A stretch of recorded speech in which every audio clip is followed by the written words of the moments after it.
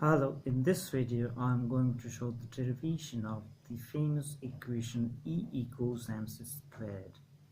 But before I start the derivation, I remember a statement from Einstein where he said that he could see very far because he was standing on the shoulders of his forefathers. In this statement, he was referring to Isaac Newton as one of his forefathers, and his whole special theory of relativity from which this equation has sprouted is the extension and generalization of the Newtonian physics. So let's see how Einstein used Newton's law of conservation of momentum in order to derive the most famous equation of the history of physics with a brilliant thought experiment. The experiment goes something like this. Consider a box with a photon inside it. This box is in remote space where there are no stars, no planets, and hence no gravitational or any other kind of forces applying on the box. And hence, according to the law of conservation of momentum, the center of mass of the box photon system must not change or shift under any circumstances, no matter whatever changes may occur inside the box. Now suppose for simplicity that the box lies along x-axis with the endpoints 0 and x1. So the position vector of the box is x1, which is also its length denoted by L. Initially, the photon is at the left wall of the box at the coordinate x2, which equals 0.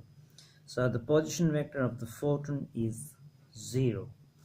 So the initial center of mass of the box photon system will be mx1 plus mx2 upon m plus m. Here the capital M denotes the mass of the box. x1 is its position vector. Small m denotes the mass of the photon. x2 is its position vector. Here please take note of one thing. At the time when Einstein was formulating his special theory of relativity, it was well established by Maxwell's equations that a photon does not have mass. But this was the genius of Einstein, who hypothesized that a photon does have mass, and this mass is exactly equivalent to its energy E divided by c squared, and it was this fundamental relationship which Einstein derived using the box photon experiment. So because the position vector of the photon x2 is 0 initially, the term mx2 reduces to 0, and so the initial center of mass of the system is mx1 upon m plus m. Now suppose that the photon is emitted from the left wall of the box and it starts moving rightwards, and due to the recoil effect the box also starts moving leftwards.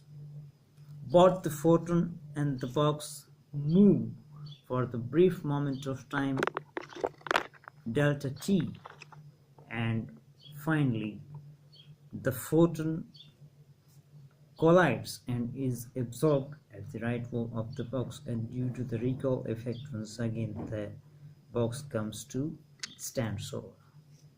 So the new position vector of the photon is x1 minus delta x, because in brief moment of time delta t the box has traveled the distance delta x, and the new position vector of the photon will be L minus delta x, because by the time the photon collides here at the right wall of the box has moved the distance delta x. Now the momentum of the box will be m into delta x upon delta t. Here delta x is the distance the box has traveled in time delta t. So it is the velocity of the box divided by its mass m, which is the momentum of the box, and the momentum of the photon as it was well established by Maxwell's laws at the time, is E upon C. And since Einstein used the law of conservation of momentum in order to derive this mass energy equivalence, it means that the momentum of the box and the momentum of the photon has to be equal. So m delta x upon delta t will be equal to E upon C. Now here comes the crucial point. The photon has moved distance L minus delta x in the brief moment delta t. So from this relationship, c, which is the velocity of the photon, is the distance the photon has traveled, L minus delta x, in the time delta t. So from this relationship we get for delta t L minus delta x upon c. Now box also has moved for the brief instant of time delta t. So plugging this value of photon for delta t into the m delta x upon delta t, here plugging this value of delta t, we get m into delta x upon L minus delta x upon delta c, and this has to be equal to E upon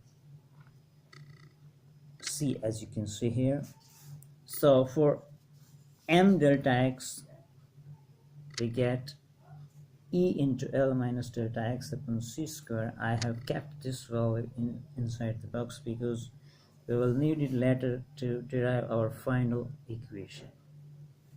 So the final center of mass of the box of photon system will be now m into x1 minus delta x plus m into L minus delta x upon m plus m. Distributing this mx1, we shall get mx1 minus m delta x. And as I told earlier, since no external force is applying on the box photon system, the initial and the final centers of mass of the system must not change. It must remain unchanged. This means equating the initial center of mass of the system and the final center of mass of the system, we get mx1 upon m plus m equals mx1 minus m delta x plus m L minus delta x upon m plus m. So the denominator of the equation will cancel out, and this mx1 also will cancel out to give us 0 equal to minus m delta x plus m into L minus delta x. So for m delta x we shall get m into L minus delta x. Now plugging the value of m delta x, as I told you earlier, plugging this value E into L minus delta x upon c square, here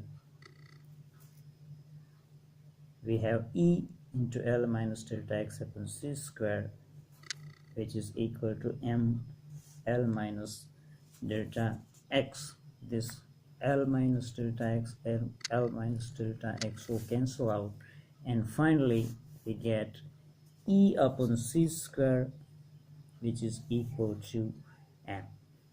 So m, this m, small m, is the mass of the photon, which is equivalent to its energy divided by c square, and it is exactly this mass of the photon which has moved rightwards to compensate for the shift of the mass of the box.